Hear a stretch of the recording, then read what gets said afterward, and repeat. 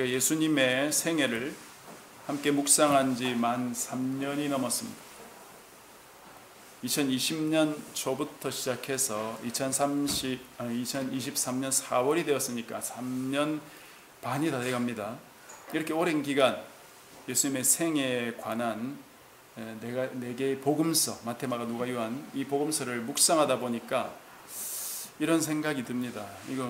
이러다가 언제 끝나나. 심지어 예수님의 마지막 일주일의 첫날 사건인 그 예루살렘 입성을 나누었던 때가 지금으로부터 1년 전입니다. 물론 그 사이에 룻기 묵상도 하고요, 다른 본문도 끼어들고 그랬기는 했지만 그래도 한 9개월 정도의 시간이 걸렸습니다. 사정이 이러니까 저도 제 마음속에 자꾸 조급한 마음이 생기는 것 같습니다. 그럼에도 불구하고 저는 약 6개월 전에 우리가 함께 나누었던 본문을 다시 들고 이 자리에 섰습니다. 그 이유가 뭐겠습니까? 제게 묵상 강의를 들은 분들은 알 텐데요, 그건 우리가 매일 묵상하는 본문을 하나님께서 주신 본문으로 믿고 받아들이는 것이 좋기 때문입니다. 우리가 묵상하고 있는 매일 성경이라는 그 책의 순서를 따르면 6년 동안 신구약 성경 전체를 빠짐없이 묵상하게 됩니다. 내가 원하든 원하지 않든 매일 정해진 분량의 본문이 주어지는 것이죠. 하루가 지나면 몇 절의 본문이 지나가는 것입니다. 이런 묵상집을 사용하는 것의 유익은 무엇보다 내가 임의로 본문을 정할 수 없다는 것입니다. 내가 임의로 본문을 정하게 되면 내가 좋아하는 본문, 더 오래 묵상하고 싶은 본문, 그것만 붙들고 있게 되고, 때로는 내가 잘 알지 못하고 생전 처음 보는 것 같은 본문 또는 어려운 본문, 그런 것들은 넘어가기 쉽기 때문이죠. 그렇게 하면 하나님에 대해서 우리가 잘 알지 못하는 그런 상태에 빠지게 됩니다. 하나님의 말씀은 때로 어렵고 알기 어려운 본문이라도 빠짐없이 묵상해 보아야 되고, 그런 과정을 통해서 궁극적으로 하나님에 대한 원만한 이해를 가질 수 있게 되는 것입니다. 우리가 묵상을 하는 가장 큰 목적은 하나님을 알아가는 것이고, 그 다음이 나 자신을 알아가는 것입니다. 성경 구석구석을 묵상하면서 하나님을 배우고 그 말씀들을 자신에게 적용하면서 살아갈 때 하나님과 나에 대한 알미 더욱 깊어지게 되는 것입니다. 그래서 비록 반년 전에 묵상했던 본문이라 하더라도 지난주 다시 주신 데에는 이 본문을 우리가 다시 한번 묵상할 필요가 있다 하는 하나님의 뜻인 것 같아서 오늘 이 본문을 조금 더 깊이 생각해 보려고 합니다.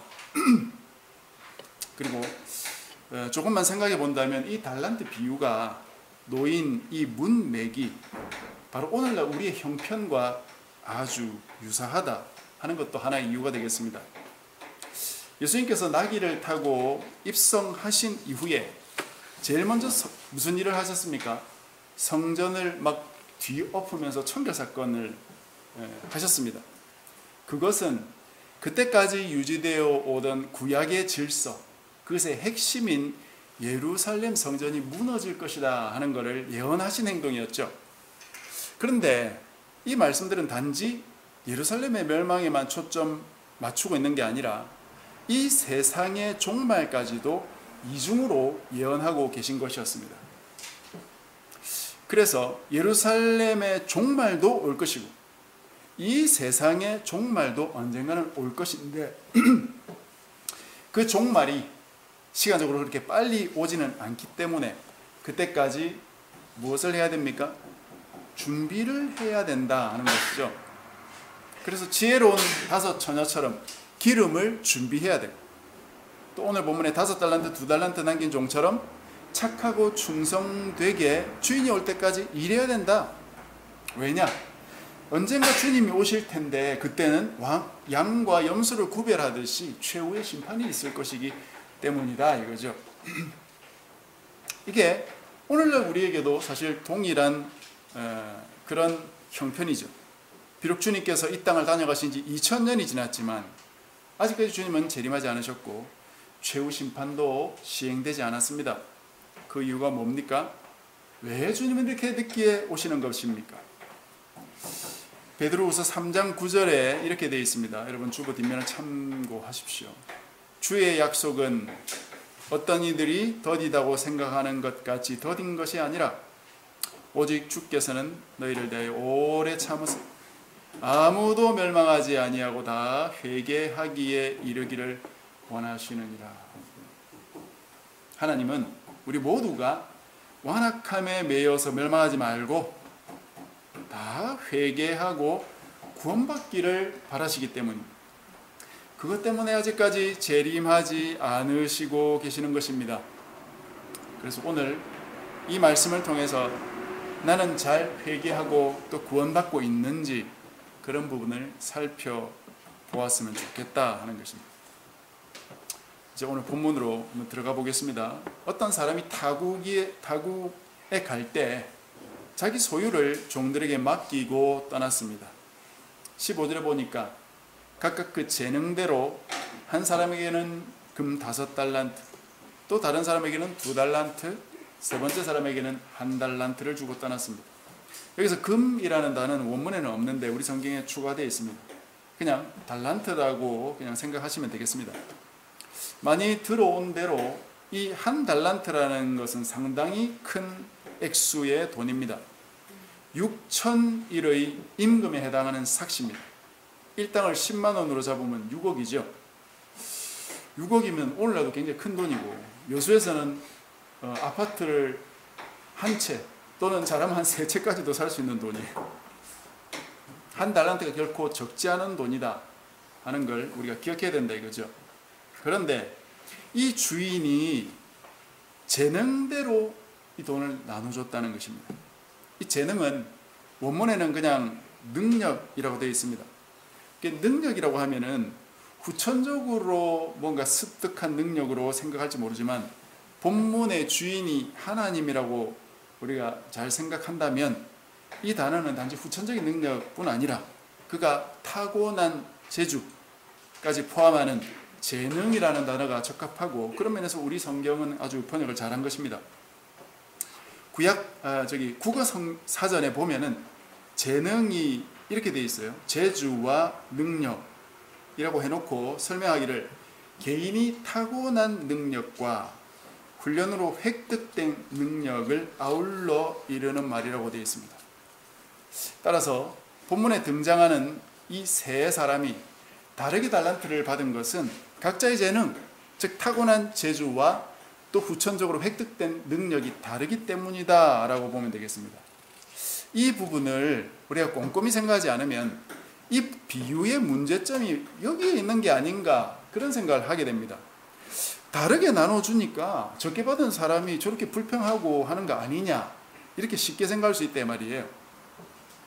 다른 사람에게는 5달란트 주고 뭐 적어도 2달란트나 주었는데 아니 왜 나에게는 1달란트밖에 안 주냐 그렇게 불평할 수 있다 이거죠. 그래서 그 주인에게 화가 나서 어떤 면에서는 안 갚으면 하려고 아무런 일도 안 하고 돈을 땅에 파묻어 놓고 이자도 받지 못하게 한 것이 아닐까 하는 생각을 할 수 있고 저도 학창시절에 이 비슷한 생각을 했던 적이 있었습니다. 그러나 재능에 따라 나누어 주었기 때문에 이 종은 타고난 재능이 부족한 것뿐 아니라 어떤 일을 해내는 능력도 부족했기 때문에 다른 종들보다 적은 양의 달란트를 받게 된 것이라고 봐야 됩니다. 그렇게 본다면 주인은 종을 차별한 것이 아니라 사실 주인은 종 한 명 한 명을 아주 잘 알고 있었고 그에 맞게 일을 맡기는 아주 지혜로운 주인이라는 걸 우리가 생각해 볼 수 있게 되는 것입니다. 이 사실은 세 번째 종의 변명과 그 변명에 대한 주인의 해석을 들어보면 좀 더 명확해집니다. 그래서 이 세 번째 종부터 우리가 살피고 나서 나머지 종을 이어서 살펴보겠습니다. 24절을 보십시오. 주인이 타국에 갔다가 오랜 시간이 흐른 뒤 와서 첫 두 종과는 달리 돈을 그저 땅에 묻었던 이 세 번째 종의 변명을 듣고 있습니다. 종이 이렇게 말했어요. 주인이요, 당신은 굳은 사람이라 심지 않은 데서 거두고 해치지 않은 데서 모으는 줄 내가 알았으므로 두려워하여 나가서 당신의 달란트를 땅에 감추어 두었었나이다. 보소서 당신의 것을 가지셨습니다. 여기서 굳은 사람은 딱딱한 사람, 모질고 악한 사람이라고 해석하면 됩니다. 주인이 심지 않은 데서 거두고 해치지 않은 데서 모으니까 주인은 나쁜 사람이다 이거죠. 심다와 해치다 그리고 거두다와 모으다는 사실상 동의어입니다. 씨를 뿌리는 것과 거두어 들이는 것을 가리키는 것이에요. 이 종이 볼 때 주인은 뿌리지도 않으면서 거두기만 하더라 이거죠. 근데 어떻게 이런 얘기를 주인 앞에서 이렇게 할 수 있습니까? 어떤 사람들은 이 종이 이렇게 말하는 것은 자신의 허물을 덮기 위해서 자기 주인을 마치 악당의 두목을 높이는 방식으로 당신은 최고의 빌런입니다. 이런 식의 방식으로 이런 말을 했을 거라고 추측하기도 합니다. 그게 아니라면 정말 주인이 두려워가지고 자신을 좀 위로해달라는 그런 태도일지도 모르겠습니다. 어쨌든 이 두 가지 모두 주인을 잘못 보고 있다는 데에서는 같죠. 주인은 그런 사람이 전혀 아니었어요. 이 세 번째 종은 주인을 오해하고 있었습니다. 완전히 잘못 알고 있었어요. 그런데 문제는 그렇게 단순하지 않습니다. 주인의 말씀을 한번 들어보십시오. 26절입니다. 그 주인이 대답하여 이르되 악하고 게으른 종아, 나는 심지 않은 데서 거두고 해치지 않은 데서 모으는 줄 내가 알았느냐? 그러면 네가 마땅히 내 돈을 취리하는 자들에게나 맡겼다가 이자를 주는 그런 자들에게나 맡겼다가 내가 돌아와서 내 원금과 이자를 받게 하였을 것이니라. 지금 이 종이 자기 주인을 아주 악한 사람으로 알았다고 하니까 주인이 하는 말이, 만약 네가 나를 그렇게 알았다면 은행이나 대출하는 사람에게라도 맡겼어야 하는 거 아니냐라고 말합니다. 이 오늘 본문에 이 사이에 한 구절이 생략되어 있어가지고 주인의 이 말이 얼른 다가오지 않을 수 있는데요. 이 달란트 비유하고 아주 흡사한 비유가 누가복음 19장에 보면 문화 비유라고 나옵니다. 거기 보면 주인이 이 세 번째 종에게 말할 때 이 두 말 사이 한마디를 첨가합니다. 뭐라고 되어 있냐? 악한 종아, 내가 너의 말로 너를 심판하노니 하면서 그 뒷말이 이어지거든요. 그게 무슨 말이냐? 즉 네가 나를 그렇게 알았느냐? 그래, 네가 진짜 나를 그런 사람으로 알았는지 네 말을 통해서 한번 따져보자. 네가 나를 그렇게 악한 사람으로, 뿌리지도 않고 거두는 그런 악한 사람으로 보았다면 적어도 내 돈을 은행이나 대출기관에라도 맡겨서 이자라도 내가 받게 했어야 하는 거 아니었냐. 그게 네가 나를 그런 사람으로 알았다는 증거가 되지 않겠느냐. 만약 네가 그랬다면 아이고 네가 정말 나를 잘못 알고 두려워해서 이런 짓을 했구나 라고 내가 양해라도 하겠다. 그런데 너는 나를 뿌리지도 않고 거두는 악한 사람인 줄 알았다고 말하고 그래서 두려웠다고 하면서 감히 돈을 땅에다가 그냥 묻어놔? 그게 어떻게 나를 두려워하는 거냐? 그게 나를 무시하는 거 아니냐? 이 종이 말은 그렇게 해놓고 돈을 은행에 맡기지 않은 것은 사실은 자기도 자기가 한 말을 믿지 않고 있다는 증거밖에 되지 않지요.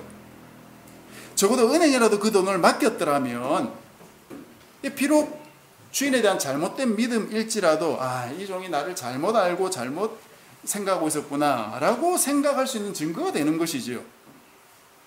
그런데 이 종은 그렇게도 안 한 것입니다. 그러니 결국 이 종의 말은 주인을 모욕하는 말밖에 될 수 없는 것이고 변명조차 되지 못하는 것입니다. 이 종은 주인의 말대로 악하고 게으른 종일 뿐입니다. 생각과 의도는 악하고 몸은 게을러서 은행에 돈 맡기러 가기도 귀찮았던 것입니다. 자기가 말한 대로 행하지 않는 사람은 자기 말도 자기가 믿지 않고 있다는 사실을 알려줄 뿐이죠. 자신의 말과 생각이 정말 진리라고 확신하는 사람은 그냥 그렇게 삽니다. 자신의 말대로 살지 않는 사람은 믿음도 없고 소신도 없는 무익한 종이, 말과 생각과 자신의 행동이 따로 노는 표리부동한 그런 사람일 뿐이죠. 이 종의 근본적인 문제는 바로 주인에 대해서 잘못 알고 있었다는 것이고, 결국 그것 때문에 자신과 남을 속이는 사람이 되었다 하는 것이죠. 여러분, 나는 어떻습니까? 나는 하나님에 대해서 바르게 알고 있습니까? 하나님을 잘못 알고 있으면 믿음이나 확신도 가질 수 없고, 믿음이나 확신이 없으면 바르게 살 수도 없습니다. 따라서 하나님을 바르게 알기를 힘써야 된다는 것입니다. 그것이 내 삶의 근원이 되는 것입니다. 그렇다면 하나님이 어떤 분입니까? 첫 번째, 두 번째 종을 통해서 그것이 잘 드러나고 있어요. 19절을 한번 보십시오. 오랜 후에 주인이 돌아왔습니다. 주인이 타국에 가서 오랜 시간 후에 돌아왔다 이거죠. 주인이 무엇을 하느라 이렇게 시간이 많이 지체되었을까요?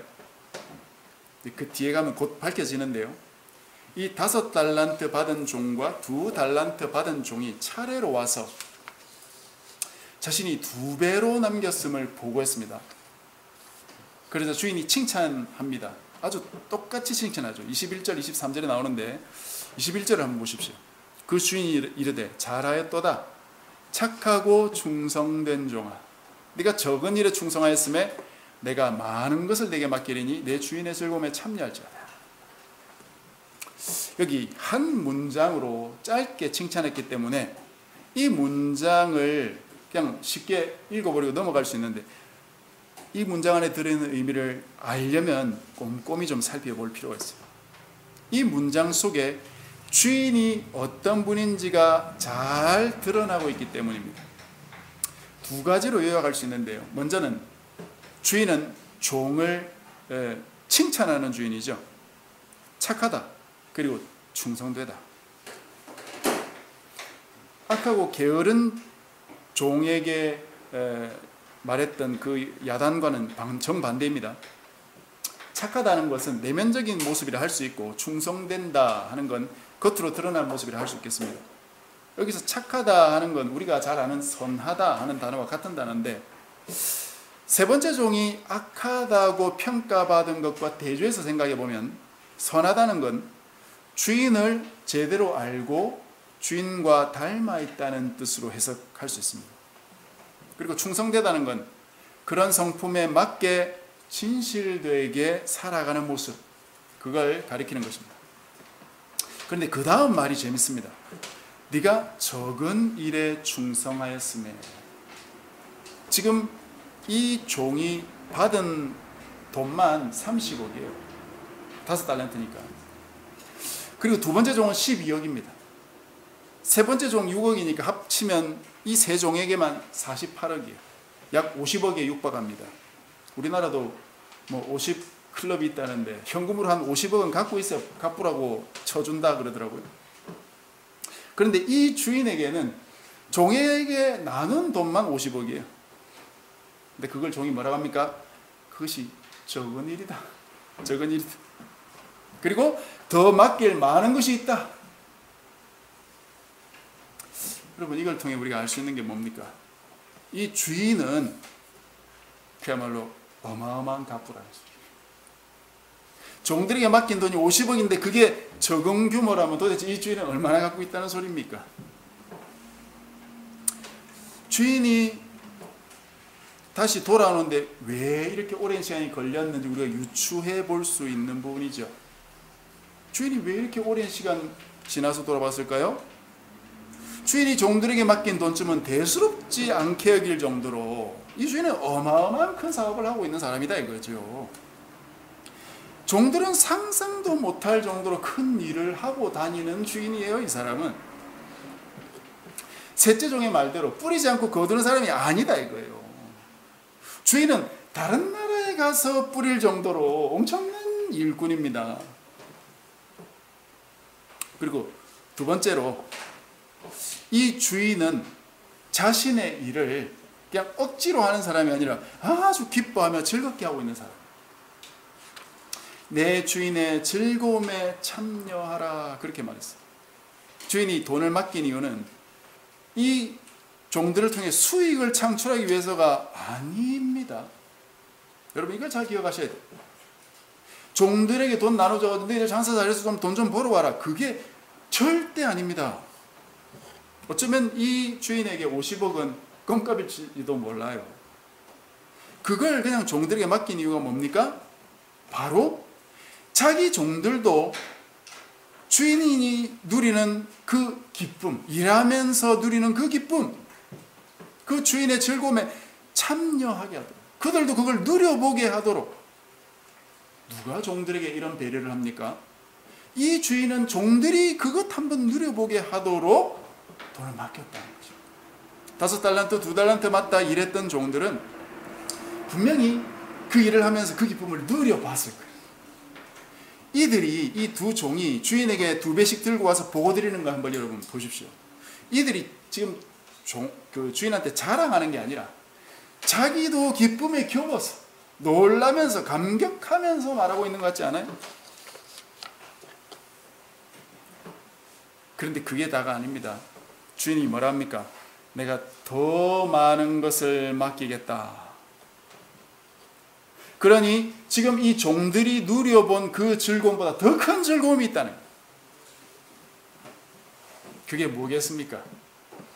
주인이 즐거움을 느끼면서 하시는 그 일이 무엇이었는지, 종들과 함께 즐기면서 누리고 싶었던 그 기쁨이 무엇이었는지 우리가 마지막으로 생각해보고 말씀을 정리하려고 하는데요.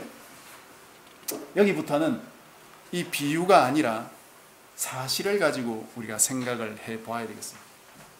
여러분, 주님이 무슨 일을 하시고 무슨 일을 가장 즐거워하십니까? 무슨 일이 주님이 하시는 진짜 큰 일입니까? 주님은 주님 오실 때까지 지금 도대체 어디서 무슨 일을 하고 계시며 우리는 또 무슨 일을 하면서 주님 맞을 준비를 하기를 원하십니까? 여러분, 제가 세 군데의 말씀만 짧게 함께 읽어보면서 우리가 나누고 정리하겠는데요. 여러분, 주보 뒷면을 좀 참조하시면 되겠습니다.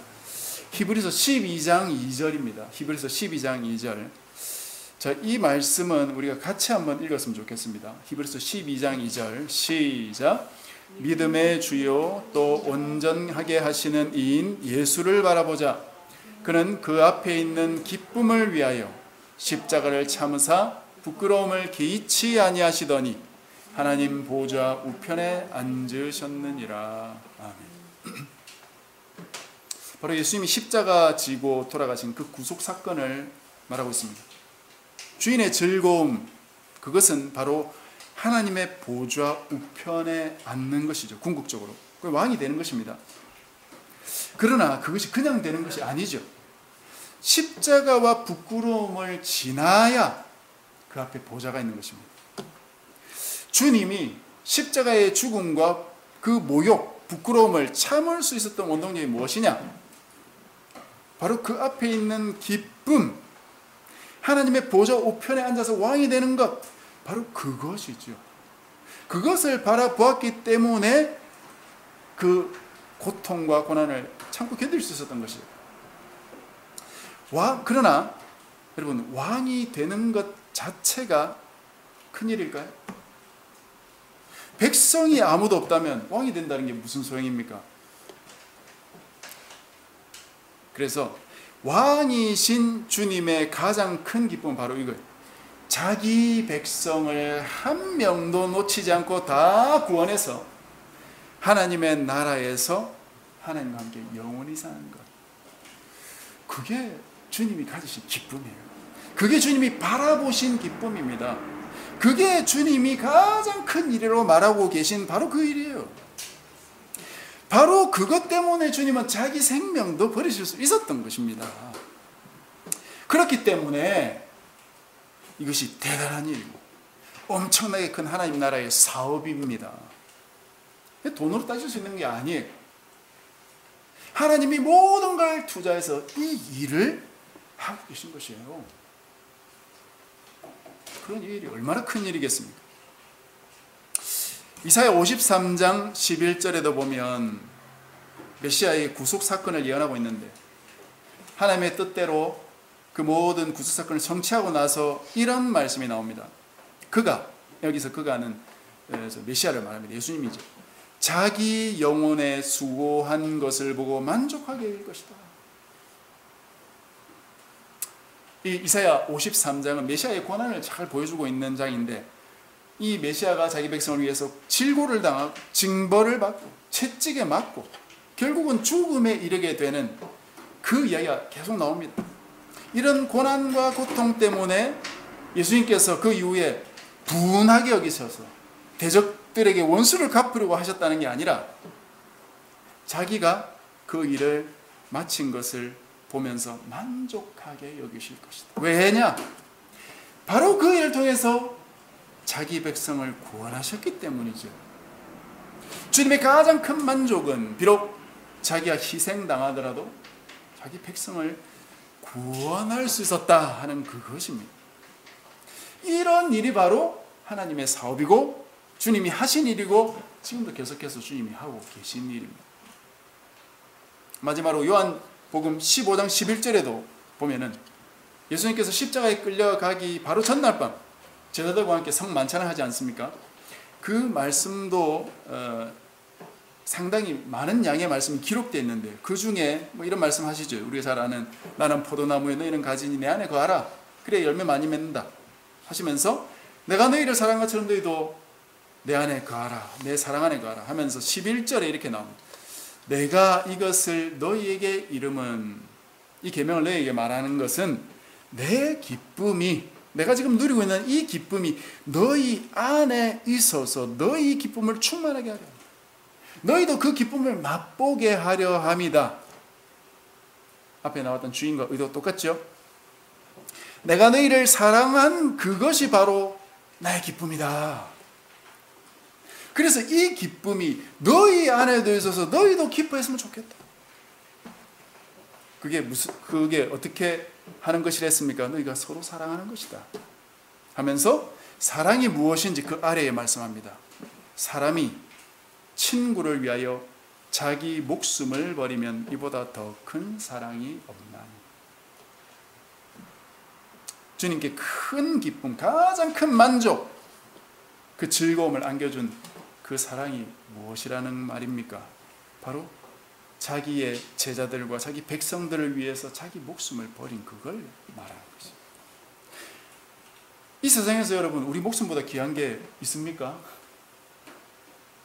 그런 건 없다고 주님도 말씀하셨어요. 그런데 주님이 지금 목숨을 거시는 거예요.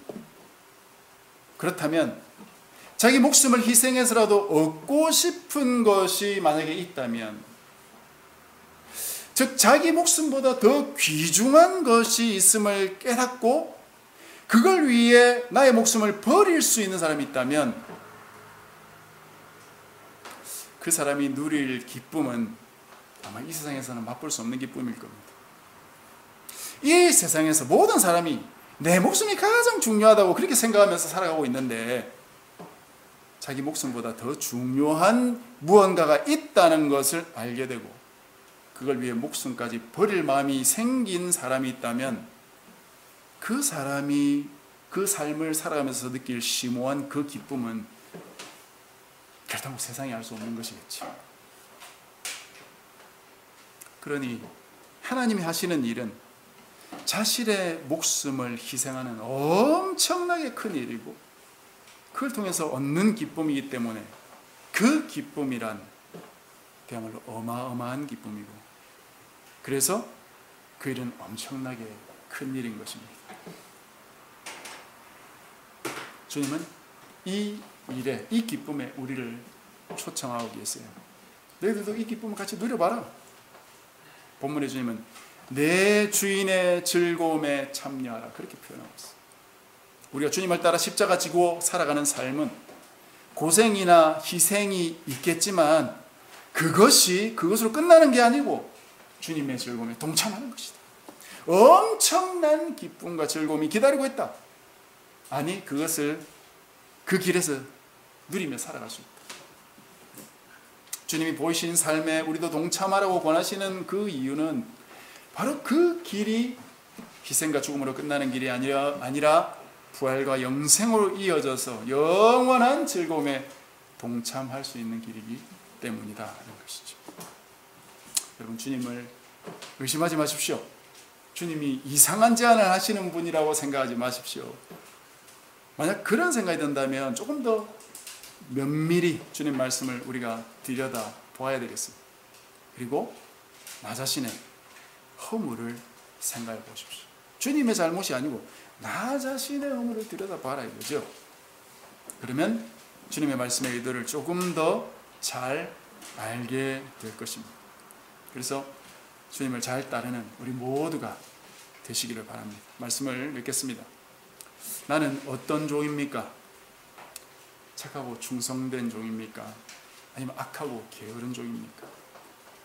나는 어떤 종이 되기를 원합니까?